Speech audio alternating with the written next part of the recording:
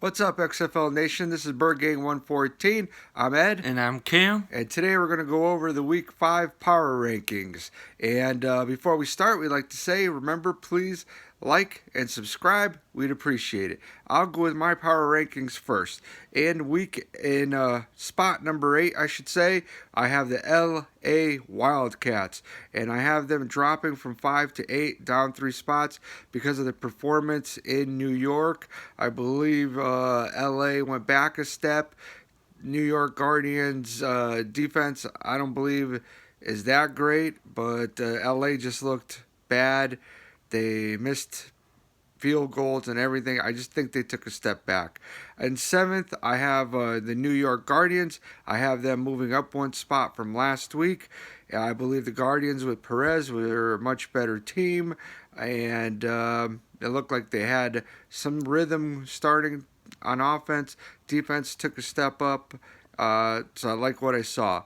In 6th, I have the Seattle Dragons, and I have them in 6th last week. So they're flatlined.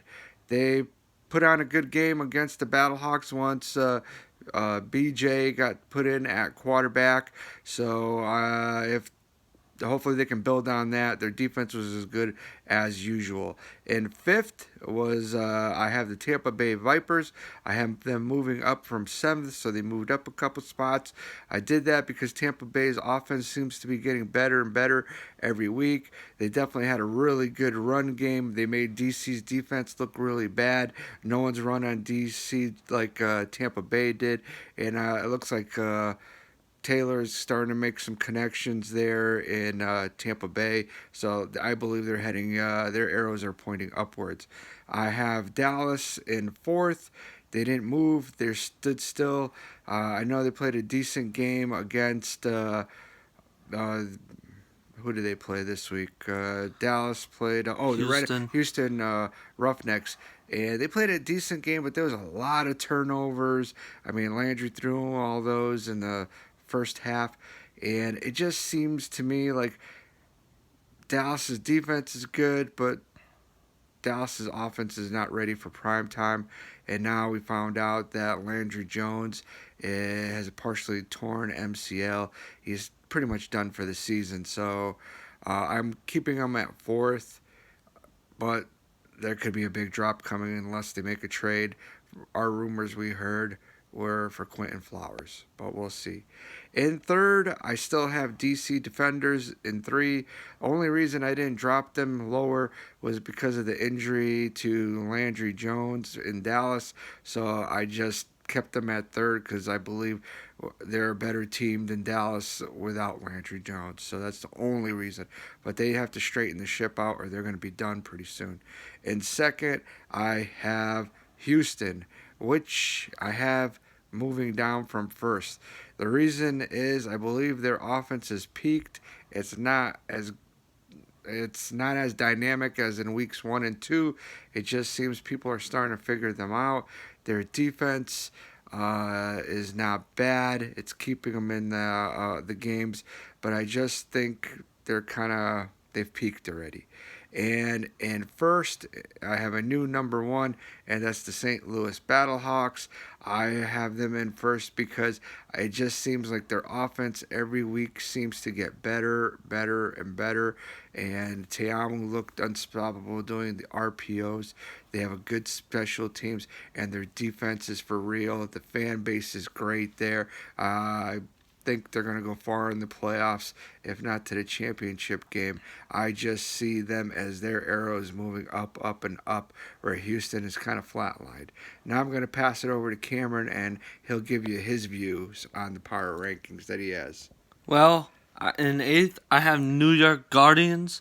I think they did find the new quarterback, Luis Perez, that's better than Matt McGloin, and I think they could go up soon. I just want to see another game with them.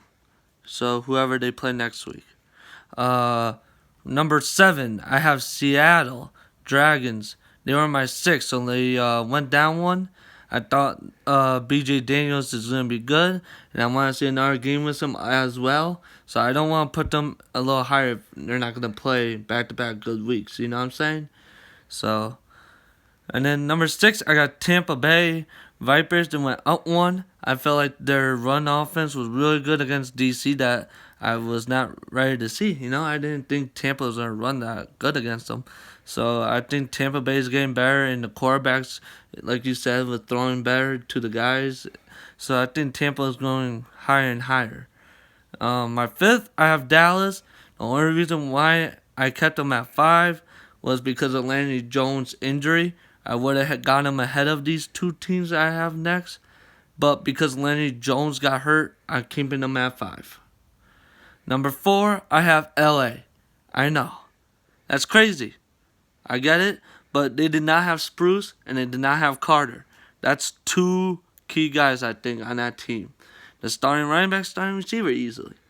And I feel like without them, it's not easy to move the ball without your 2 starters, you know what I'm saying, on offense. So I feel like LA's a way better team than how they played against New York. It's just they needed their offensive key. I got 3 DC. I know DC didn't look so good against the last 2 games, LA and Tampa. But I just feel like it's just a miscommunication with the QB and receivers. Like they had a couple plays that almost hit on Tampa, and they just barely missed it, overthrown, or Tompkins doing the wrong route. He's supposed to do like I think a streak, and he did a post instead or something like that. So once they get going with that, I think they'd be fine. My number 2 is still St. Louis. I think St. Louis is really good. And I feel like they're a well-balanced team. They got their quarterback. They got everything going right. And they're definitely one of the top teams. I don't see them moving down anytime soon. And number 1, I got Houston. And the only reason why I kept Houston over St. Louis is because they beat them. That's the only reason. I think they're pretty much even. And if they had, again, a match, I would probably have St. Louis. But because Houston beat them, I have Houston as 1. All right, folks. Well, those are our power rankings. Thanks for watching the video. Please leave a comment. See if you agree with us or you don't agree with us, where you would have them rated. And once again, we'd like to thank you. And it's all for the love of football.